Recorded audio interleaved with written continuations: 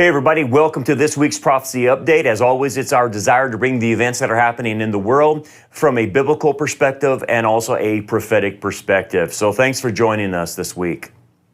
What we want to look at this week is what's going on in the UK, in Britain, with basically the fomenting of a civil war, really. And really what's behind all of this is the globalists. The globalists have been attacking Western society by causing mass immigration, and whether it's legal or illegal immigration, and clashing civilizations together that do not get along. And that's what's happening in Britain, as we see in the last week or so. And really, the globalists have been doing this and trying to destroy individual nation states by having this mass movement of migration. And again, look, I live here in America, and we're a nation of immigrants. That's how the United States was built upon. But the thing about it is, when people come to the United States, or they come to Australia, they come to Britain, or they come to wherever they're going, we want them to assimilate into our culture and accept our values. And that's typically how immigration works the best, right? And that's why we have in America the melting pot concept, that we come from all different backgrounds, but we are Americans. We have these different values that we share in common. That makes us Americana. And so does Britain, so does whatever nation. But what the globalists figured out a long time ago was that we've got to break up these individual nation states. We've got to destroy patriotism. We've got to destroy people's loyalty to their own nation. And we got to do it by bringing masses and masses of immigrants into these individual nations in the West, just to destroy their nationality, to destroy their national sovereignty, to destroy their patriotism, to make people more loyal to a globalist system and not loyal to their own country. And it's been very effective. And unfortunately, they've embedded themselves into politicians in all of Western society to say that this is a value of open borders, a value of unmitigated immigration without assimilation. And obviously what we've been watching there in Britain over the last few weeks is the result of what the globalists has been doing to individual countries. And so now things have erupted to civil war types of mentalities. And that is intentional. That has been the plan all along.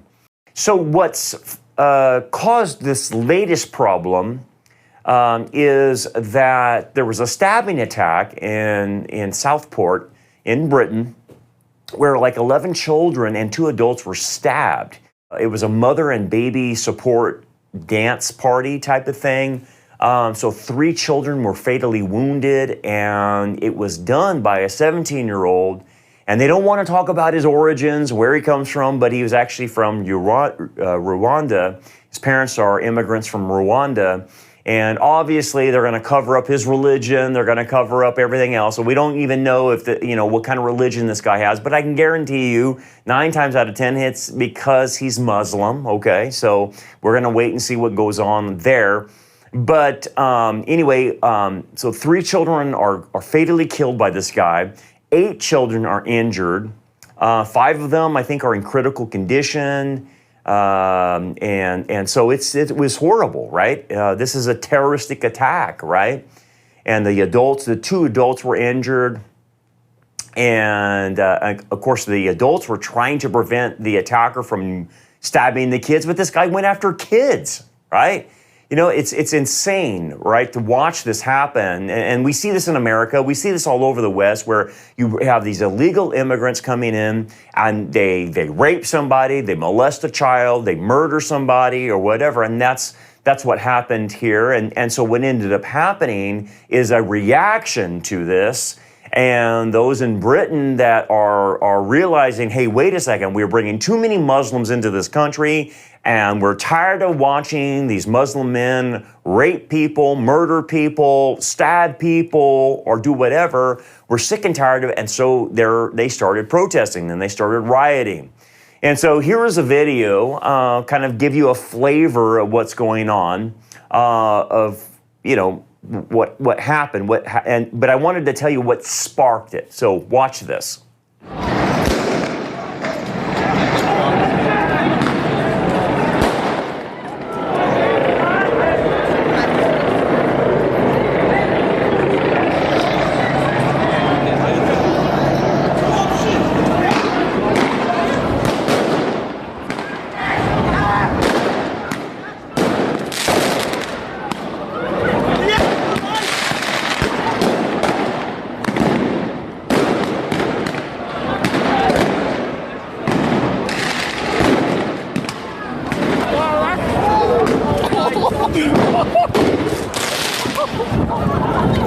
Okay, so as you can see in the video, riots started happening, and again, we're not for people going out and destroying property and attacking people and stuff like that. But you can understand what caused this. There's an undercurrent of anger, not only in Britain, but in the West, of what has been going on by these globalists, leftist politicians bringing in unmitigated illegal immigration or Muslim immigration, and that these people have come in, especially the Muslims in Britain, and they don't assimilate. They keep Sharia law. They see the British people as infidels. They see Christians as infidels, Jews as infidels, and have this caliphate mindset of we're going to bring the global caliphate and Sharia law, and so there's a disdain by the Muslims that go into these European countries for the European countries and the people themselves. And so, you know, obviously you start having Islamic attacks on people, and in this situation, it was an attack on children. Okay, so that anger has already been there for a long time. It's in the United States, it's in other countries because of this. And so what happened is these people, the anti-immigration people and stuff like that, and they're calling them far right, they're calling them Nazis, they're calling them racists and xenophobes. And I'm not saying what they did is right by rioting and destroying property and going crazy, but this is inevitable, okay? Is that they're going to react this way. And of course, then in reaction to that, the Muslims started rioting and started protesting, and they started going crazy and bringing out machetes and being destructive to property and burning things. And so it came down to just absolute chaos on both sides. And again, take a step back. This is exactly what the globalists wanted. They wanted this civil war type of mentality where people are divided in their country. And that's what they're doing here in the United States, is dividing people because of this. And so the division in Britain is very strong, and it's happening all over Europe. A lot of Europeans are saying, hey, I'm tired of this Islamic migration into our countries. It's destroying things. And then, of course, the leftists never do anything about it. So here's another example of what's happening in Europe. And this is in Austria. And there was two migrant heritage teenagers. And migrant heritage is just a PC word for Muslim, okay? Middle Eastern, okay? North Africa type of thing. They call them migrant heritage, right? So anyway, these two teenagers now are in custody in Austria because there was a series of Taylor Swift concerts over there in Vienna City Stadium. And again, they got canceled because these guys were going to attack. And they were going to attack groups of non-ticketed holders who were outside, congregating outside the area. And anyway, those were going to be targeted for these Muslim guys. And anyway, they found on them, they were able to nab it, and they found on them functional explosives, machetes were found, and the officers raided their properties. They found machetes, and basically the prime suspect had a bomb plot to kill Taylor Swift fans outside that concert there, and that got revealed. They caught him. He made a full confession to the police, but they say, well, he's from Macedonian heritage. And it's like they're doing all these tricks to say he's not Muslim, but he's Muslim, okay? So the dude adopted the nickname Mo. Do you know why he adopted the nickname Mo? Because that's his favorite character is Muhammad. So he adopted the name Mo for Muhammad, his hero. And so we obviously know this guy's Islamic. So instead of calling him Islamic, they call him Macedonia heritage. It's like, what a joke, right? But he's a stereotypical Islamist that's made his way into Europe and hates Europeans and hates anything with the West. And then another co-conspirator was arrested. Obviously, he's Muslim, and they said he's from Turkish-Croatian heritage. But he's Muslim. That's the whole point. It's ridiculous, right? So anyway, they got him to confess, and he says his goal was to kill himself and the large crowd of people outside of the Taylor Swift concert. Okay, and again, what do we expect? What do they expect, right? It's just this ongoing, you bring in Muslim immigration and they want to practice Sharia law. They see people as infidels and they want to practice jihad. And we're going to bring in the global caliphate by practicing jihad. That's what happens. And so the interesting thing about all of this is when you start probing into, okay, what are the politicians doing? What are the police doing in these situations? What you start finding out is the police are handling things differently when it comes to handling the crimes that the Muslims perpetrate versus the crimes in which, the anti-immigration people do.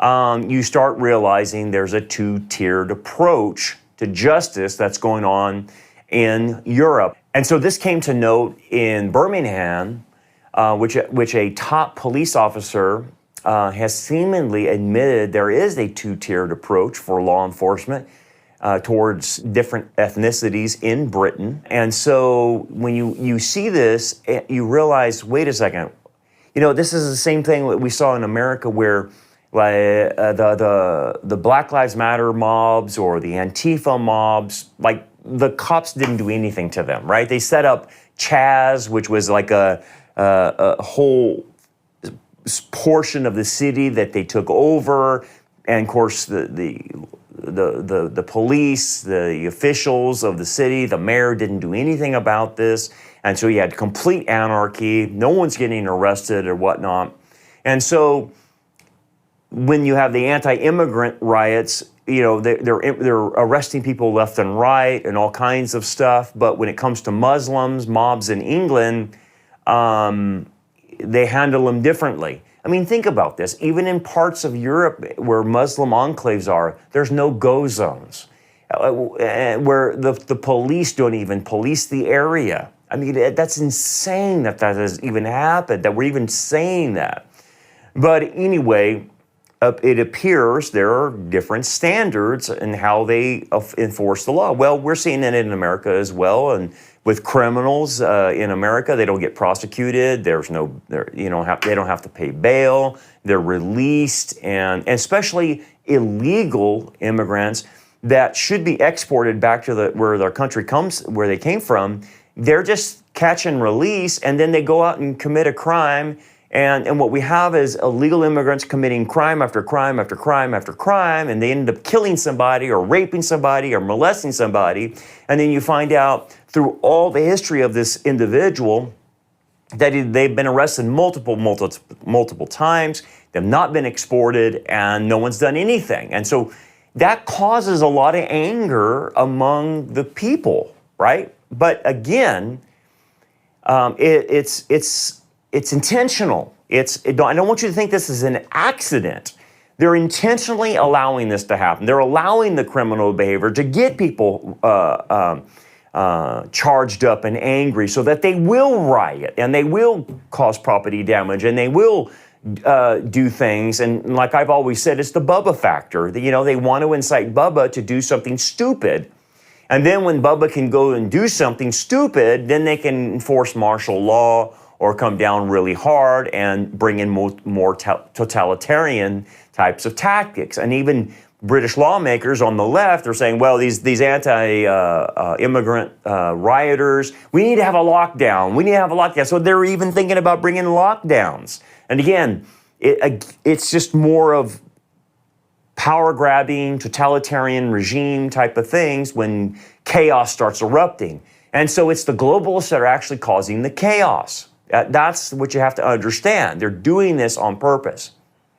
And British lawmakers and the police, instead of prosecuting the Muslim rioters, and what they spend their time on is they go after people's freedom of speech for like posting things on Facebook. Watch this.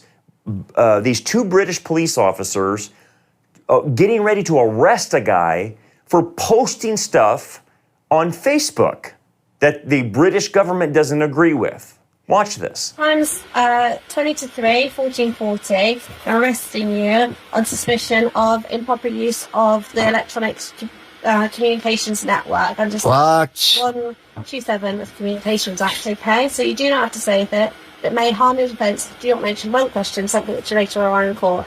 Anything you do say may be given evidence. Do you understand that? So I'm actually being arrested? You're going to be arrested, okay? Right. So you got to the police station. Right. Okay, this is in relation to some comments that you've made on a Facebook page. Okay. Oh, really? Oh, it's a Facebook crime, is it? Okay. Right. So we need to ask you some questions about that. Right. Have you got anything in your pockets, Thomas? I've got my keys. I made it, I think, keys. So, anyone who's been arrested, we can search them under Section 32 of the Basic Murder Act. Right. That's for dangerous items. You said I was going to be arrested under some what information?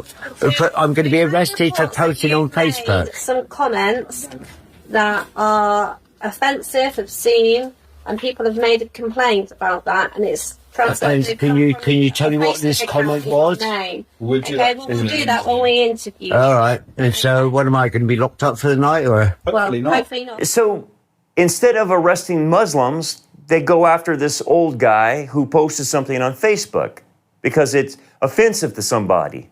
I mean, look, you understand in Europe, they don't have freedom of speech like we do in America, but even in America, freedom of speech is coming under attack. And so you start realizing this is lawfare. So they spend most of their time going through ticky-tacky stuff, freedom of speech stuff, rather than arresting large groups of Muslims who are destroying property and rioting and whatnot. They have no problem arresting, the anti-immigration and what they call the far-right rioters. They have no problem doing that. But hands off if you're Muslim, right?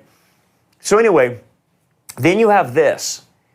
In terms of immigration and illegal immigration, since the new Labour Party government moved into power, this is in Britain, earlier this month, there's been over 3,000 illegal boat migrants that have crossed the English Channel from France into Britain, and it brings the yearly total up to about 17,000. Britain is small. You just keep flooding in the area with all these migrants that come in illegally on boats. And what are they going to do? It's the same thing on the U.S. border. We have an open border. We have people coming from China. We have people coming from the Middle East. We have people being let out of prisons in Venezuela, Nicaragua, Guatemala, or whatever. We have people being released out of mental asylums and being told to come to the United States through our southern border. And we're obviously a bigger country land-wise than Britain, so you have to scale it back to, the land. But how much can you support? Because these illegals that come into Britain or Europe or that come into the United States, guess what? Our leftist politicians want to pay for them. They want to give them free health care, free education, free this, free that. And guess who pays for that? The people paying taxes. So it creates an anger in the populace when this happens. And again, it's like they want it to happen, and I think that's what my point is. They do want this to happen, and so you can look at it from a political standpoint and say, well, the Democrats or whoever, the leftists want votes. Because generally speaking, illegal immigrants, generally speaking, will vote for whoever gives them aid, okay? So if whatever party is in Britain, whatever party is in Europe that gives them aid, that's typically who they vote for. In the United States, Harvard did a study on this, and they saw that 80% of immigrants, illegal and legal, 80% of them will vote Democratic. And that's typically tied to the aid that they get from the government. So they vote for whoever gives them the aid. So you can look at it on a political level, well, these are just votes. But I'm telling you to look at it on a larger level, that this is a globalist initiative, not just for voting, but it is for destroying a nation. This is for destroying patriotism, destroying national sovereignty. The globalists want a borderless world, okay, for a global government. They don't want anybody loyal to America or Britain or France or whoever. They want them loyal to the system, which will eventually be the beast system, right? That's what they're going for. Elon Musk, and I'm not saying this guy's a Christian or anything like that, but at least he has his head screwed on straight about this and warned that, look, a civil war is inevitable in Britain with what's going on there. You know, you have this sectarian violence breaking out between vigilante Muslim groups and anti-mass migration protesters. He noted that, and he's right, it will lead to a civil war because people are just going to have enough is enough, and the Bubba factor's coming out, and we're seeing it. But it's not just in Britain. It's going to be seen everywhere. You're going to see it in America. You're going to see it in Australia. You're going to see it in New Zealand. You're going to see it in Canada. There's an undercurrent of anger that people feel powerless about what's happening to their country. And so when you have this powerless population and then you realize that voting, you have to outdo the cheating they do in voting, and even in America, they try to take out, you know, half the population's candidate with the assassination attempt of Donald Trump, which is basically an asymmetrical war because they don't want it to go to a vote. People get mad. And I can tell you this, in America, there is this anger that the globalists have fomented in America. And I don't know what it's going to take to set that thing off.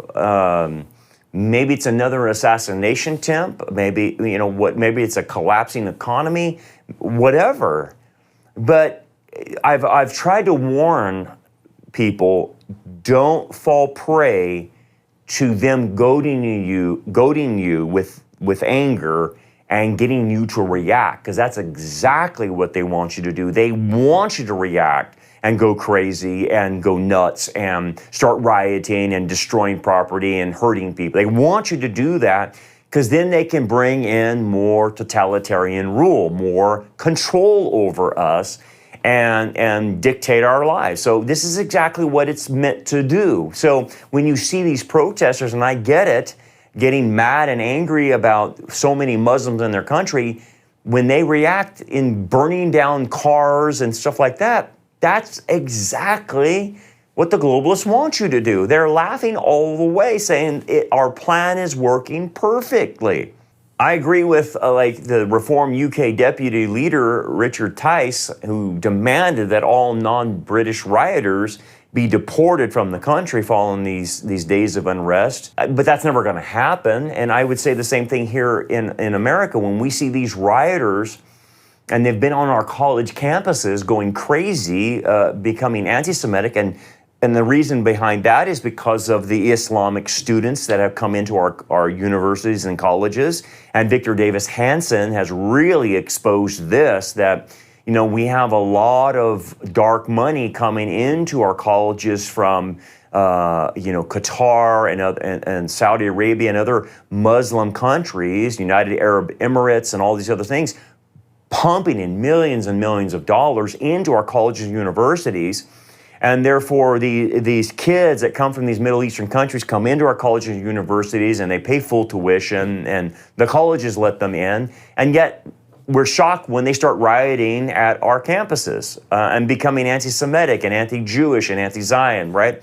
Well, it's the same thing. You pump in these kids that hate your civilization, hate the West, hate Christians, hate Jews, and that's what you get. So we have it here. And my thing, and even I think Victor Davis Hanson said it, and many have said this, let's deport all these kids that are anti-Semitic and send them back to their countries, take away their student visas, and get them out of there. But that would be too simple. That would be too easy, and no one's going to do that. None of these college professors are going to do that. None of this, the people in our immigration department are going to do that, and they're not going to do that in Britain because the globalists and the leftists have entrenched themselves into these positions, and so no one's going to get deported. This is only going to get worse, okay? And if you look at the United States, I mean, we've had the Joe Biden, and I call him Weekend at Bernie's candidate because this guy has not even been alive, and I say that tongue in cheek. We realize now that we have a cabal running the United States, and the cabal wanted open borders. And so Joe Biden on day one just opened the borders wide up, and what ended up happening is we had about 8 to 10 million people come through our border, and we have no idea where they came, where they went, what they're doing. We just know our crime rates is skyrocketing, right? Anyway, there's this article here. The House Oversight Committee Chairman, James Comer, is investigating Vice President Kamala Harris' role and related that what the Biden administration and Kamala Harris has done in the last 3.5 years has been the worst border crisis in American history. And it's true. It has been the worst border. We have never seen anything like this. And again, like since they took office, the Biden-Harris administration has let all these people come into our country, 8 to 10 million, illegal, and we don't know where they're at and what has happened in America.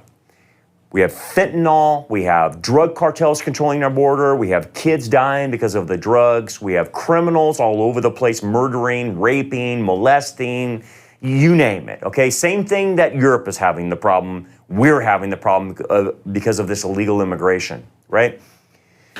So let's take a step back and understand the tactic. So the globalists have been using this tactic, and it's called the Great Replacement theory.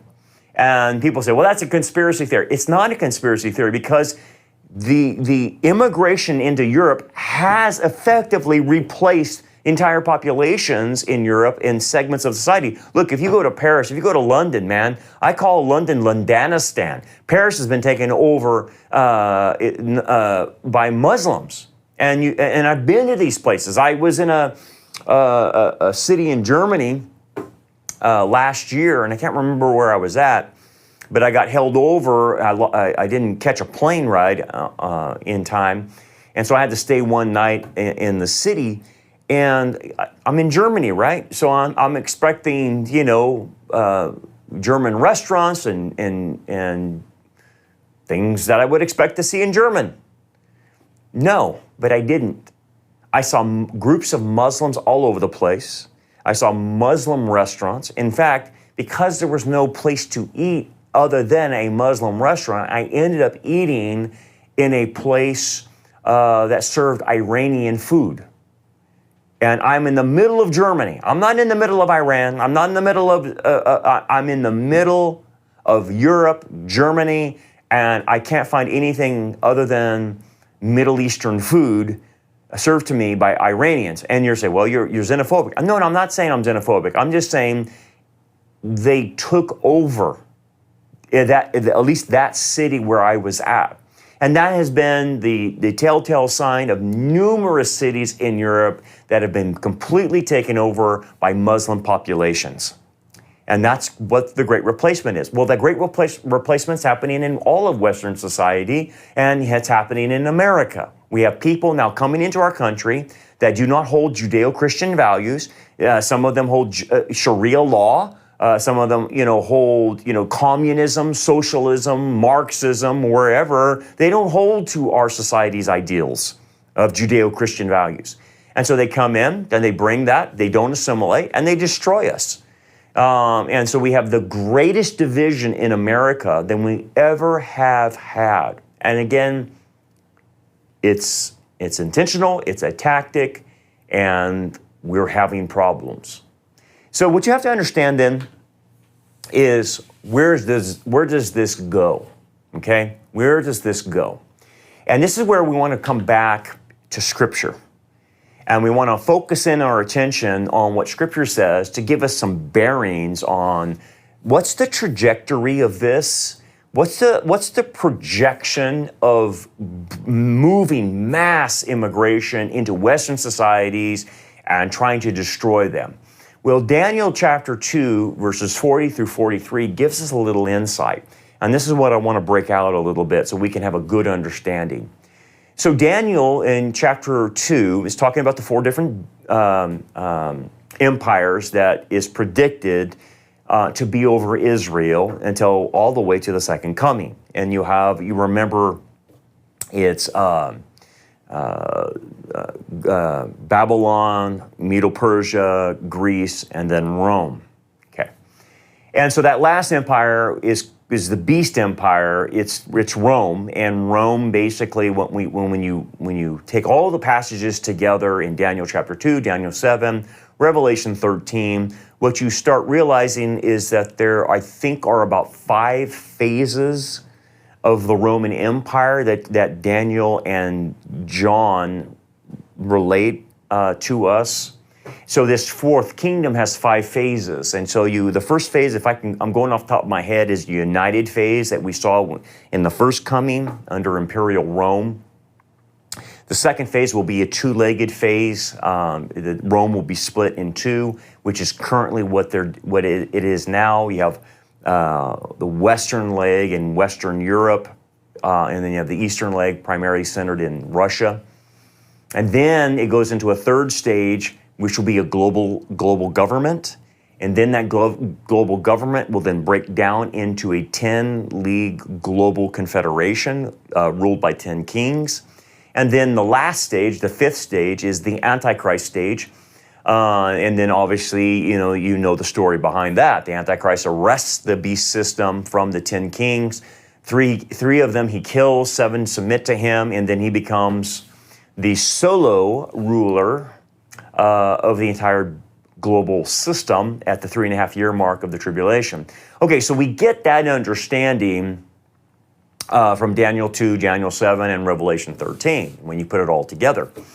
But Daniel says something very interesting about the global system and the 10-league confederation, and then that which the Antichrist inherits. And it speaks to what we're talking about right now, okay? So this is Daniel chapter 2, verses 40. We'll start there, and I'll parse it out as we go.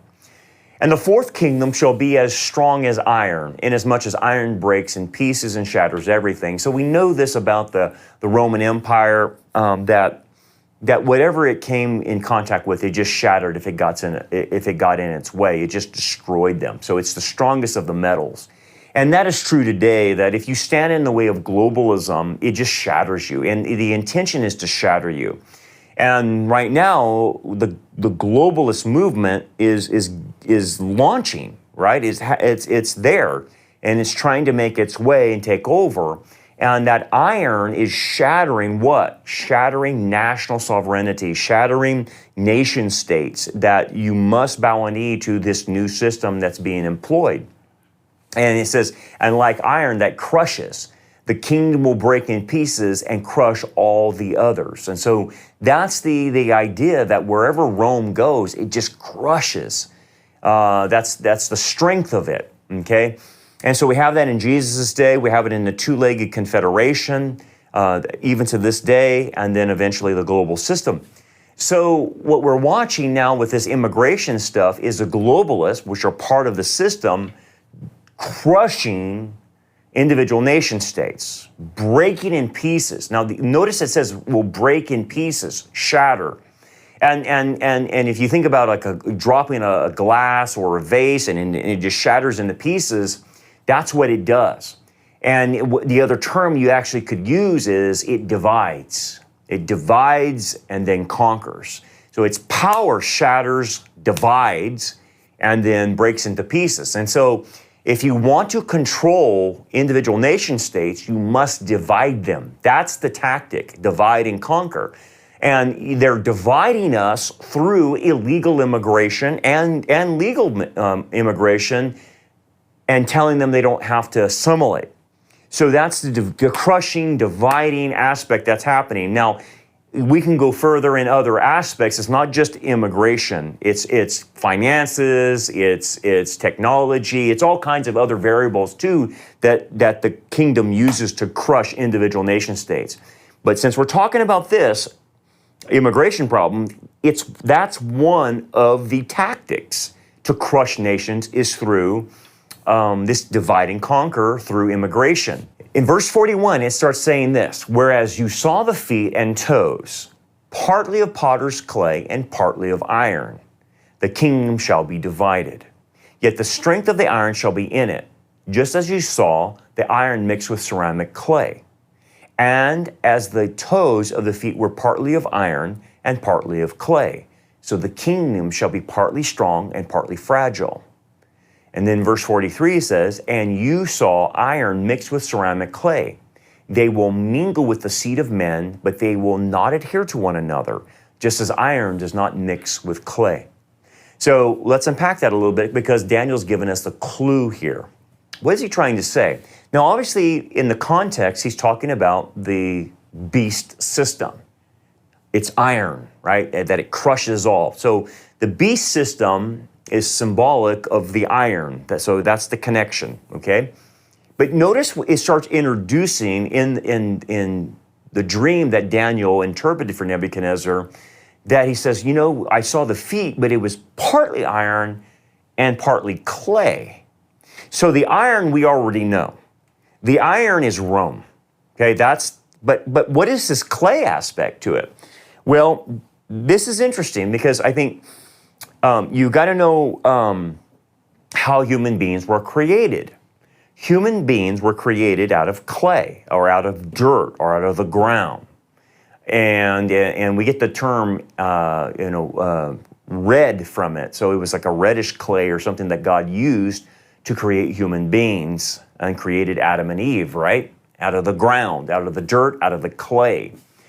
And so anyway, what John is doing what we call in the Hebrew scriptures, in Hebrew interpretation, a remez, a reminder, or a hint, I should say, that harkens back to something he expects you to know. So that's what a remez, it's a clue of a hint of something back before. Okay, so what is the clay? The clay represents human beings, obviously. But it represents, in this context, human beings in the form of their government, okay? Because we're talking about governments in the context of chapter 2. So ceramic clay refers to humans, but then when we're referring to the iron and all the different metals, we're referring to governments. So he's saying that this government of the beast is going to be mixed with other types of human governments. And so what we're looking at is really a division between globalism and nationalistic governments of humans. And really what the debate is today lends right into what Daniel's trying to say, that you have a debate between nationalism and globalism. And what the globalists are trying to do is destroy nationalism, but they're going to have a very difficult time doing it. As you can see, people are rioting. People are willing to go to almost civil war types of behavior to push back against them losing their culture. And that culture was started, as you know, from the Tower of Babel when God scattered the people, when they were all clumped up as one. Remember that? And he confused the languages, and as you can see, language divides, right? And so when you bring other people into your country that speak a different language, it divides your country based on that principle. So God divided the nations that he wanted. He wanted them to spread out, be fruitful and multiply and start individual nations rather than being clumped up under Nimrod, like the Antichrist, under one government. He wanted them to be separated out. And that's God's will. So this push for globalism is a push against God's will. So the clay represents human government for individual nations. And as you can see, it's forced together, right? It's put together, but John says, look, they will not mingle with the seed of man. So what he's talking about, the iron, the globalism will not be readily adhered to by the seed of men, by nationalistic governments created by man. So Americans don't want globalism, unless you're part of the far left, right? Most British people do not want globalism, and so there's a pushback against that, and that's why they're not adhering together. So it's strong in the fact that the globalists, the Roman Empire, has the ability to enforce itself. And that's what has to happen. It has to enforce itself because it's not readily accepted by the people of that nation. And therefore, it doesn't mingle. And that's why John says it will not adhere to one another. And that's what creates a fragility in this future globalist kingdom, is that globalism has to be forced, but most people will not accept it. And that's what makes it brittle. That's what makes it weak. And as we see in the tribulation, there are three world wars, one at the beginning, one at the middle, and the last one is called Armageddon. But it's not like everyone's getting along. There are pushbacks against the 10 kings. There are pushbacks even against the Antichrist, right? There's not harmony. It's constantly war going on. And so Daniel gives us this clue about that's how it'll look. So when you take what Daniel said and you apply it to what's going on right now, this is the direction it's heading. What you see in Britain, what you see in the West, what you see in the United States is the mingling aspect. Now, again, we're not in the tribulation, so don't get me wrong. This is for the tribulation, but the setup of the iron and the clay for the tribulation is happening now when they're them forcing immigration, a mass immigration, and that's destroying patriotism and nationalism. That's what we're talking about. That's why the beast system will be partly fragile and partly is strong.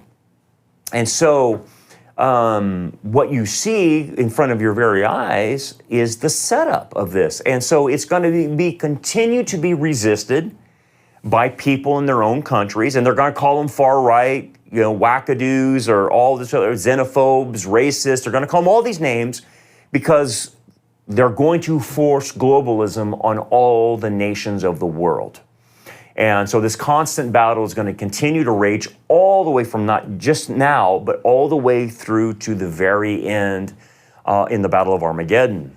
And so that tells you how close we are. We're very close, and because this is starting to happen in front of our very eyes. So that's how to look at this from a biblical framework. And my admonition to you is, we're not going to be able to stop this. The globalists are going to do their thing, and they're going to push it, and it's going to happen. It's predicted, so we can't stop prophecy. But what can we do? We need to push back on what's happening with the immigration. We need to say, look, man, you want to come into our country? That's fine. Come legally, but we need you to assimilate. We don't want you practicing Sharia law here. We don't want you practicing Marxism or communism or whatever. We want you to adopt our values and become an American citizen, or become a Brit, or become a Frenchman, or become a German, or become whatever country you're going to. Come legally, come through the front door and assimilate. Learn the language, adopt the customs, adopt the values. And that's how the melting pot of America always worked. But now it's not, because of this push for globalism.